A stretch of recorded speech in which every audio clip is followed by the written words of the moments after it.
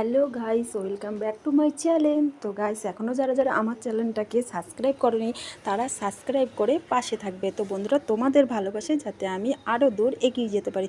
তো গাইস, আজকে একটা নতুন রেসিপি তোমাদের সাথে শেয়ার করব। তো কী রেসিপি সেটা তোমাদের সাথে শেয়ার করছি। তো বন্ধুরা দেখো, আমার সকাল সকাল স্নান হয়ে গেছে, আজকে পুজোও দেওয়া হয়ে গেছে, আজকে বৃহস্পতিবার। তো দেখো বন্ধুরা, আজকে রান্না করছি আমি গাঁটি দিয়ে আলু দিয়ে তরকারি। আর এই দেখো স্পেশাল জিনিস, লোটে মাছ। আশা করি সবার পছন্দ, আমার তো ভীষণ পছন্দ। আমি এখন কথা বলবো কি, আমার জিভ থেকে না জল পড়ে যাচ্ছে। তো আজকে লোটে মাছের রেসিপিটাই তোমাদের সাথে শেয়ার করব। তো চলো দেখতে থাকো। তো দেখতে পাচ্ছ বন্ধুরা, লোটে মাছগুলো কি সুন্দর করে পরিষ্কার করে আমি ধুয়ে নিয়েছি। তো লোটে মাছের কথা শুনেই না সকলের জিভে জল চলে আসছে। তো দেখো বন্ধুরা, আমি এখানে গাঁঠি আলুর তরকারিটা রান্না বসিয়ে দিয়েছি।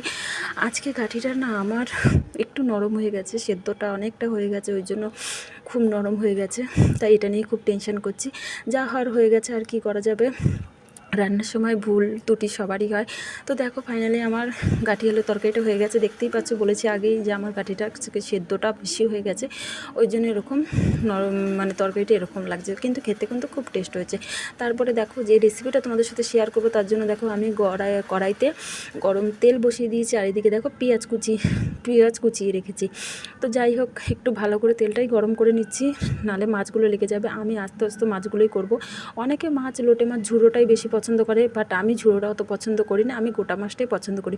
তার জন্য দেখো এখানে আদা, রসুন, জিরে, কাঁচা লঙ্কা, শুকনো লঙ্কার গুঁড়ো, হলুদের গুঁড়ো, নুন, টমেটো, কাঁচা পেঁয়াজ সব দিয়ে মশলাটাকে ভালো করে কষিয়ে নিচ্ছি। আর হ্যাঁ, যখন তোমরা এই মাছটা রান্না করবে, লোটে মাছটা একটু বেশি তেল দেবে। তো আর কার কার লোটে মাছ ঝুড়ো পছন্দ, কার কার গোটা মাছ পছন্দ, একটু কমেন্টে জানাবে। আমার তো গোটা পছন্দ, আগেই বললাম। তো দেখো, এবারে মশলাটাকে ভালো মতন আমি কষিয়ে নিয়েছি, মাছগুলোকে দেবো।